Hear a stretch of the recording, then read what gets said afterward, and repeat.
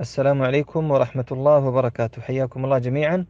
وهذه الدردشة الخفيفة بعون الله تعالى سوف تكون عبارة عن قواعد مهمة لبناء وتكوين المشروع التجاري الخاص بنا مع عملاقة نظام البيع المباشر شركة دي إكس إن القابضة.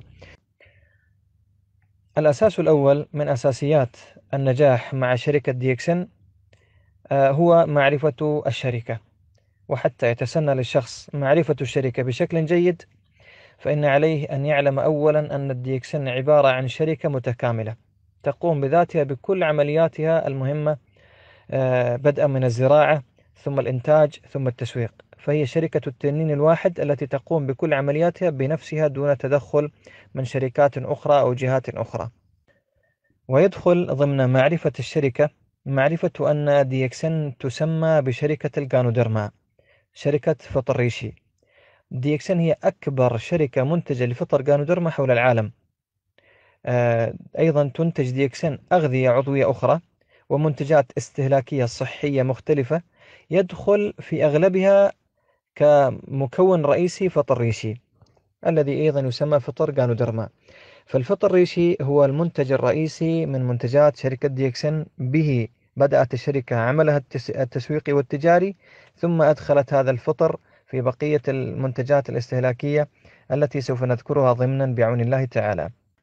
ويدخل ضمن معرفة الشركة معرفة أن الشركة تقوم بتسويق منتجاتها عن طريق ثقة المستهلكين بعضهم ببعض، بمعنى أن الدي إكس إن ما عندها إعلانات ولا دعايات. الدي إكس إن هي التي تقوم بالزراعة، هي التي تقوم بالإنتاج، هي التي تقوم بالتسويق كذلك. فبالتالي ماذا يحصل؟ تقل المصاريف، ليس كالتسويق التقليدي الذي يزيد مصاريف المنتجات من خلال الدعايات والإعلانات وتجار الجملة وتجار التجزئة. دي إكس إن تجعل المنتج أرخص من خلال هذه العمليات التي تقوم بها من الزراعة والإنتاج والتسويق بذاتها، ثم تدفع هذا المبلغ الذي كان يصرف للدعايات والإعلانات للمستهلكين، هذا بكل يسر وسهولة في نظام دي إكس إن. ويدخل في معرفة الشركة كذلك معرفة شعارها. الشعار عبارة عن ألوان وعبارة عن رموز، شيئان، ألوان ورموز. الألوان هي اللون الأحمر ويمثل القوة، واللون الأخضر ويمثل الأشجار، واللون الأزرق ويمثل الماء. أما الرموز فالشكل البيضاء والأحمر يرمز إلى الشمس المشرقة والروح التنافسية. الأخضر يرمز إلى فطر ريشي ويمثل التزامات الشركة، وأيضا على اهتمامها وتركيزها على الصناعة الصحية. اللون الأزرق يرمز إلى الشركة كمصدر للطاقة الدافعة لتطوير الأعمال التجارية لنفسها ولأعضائها.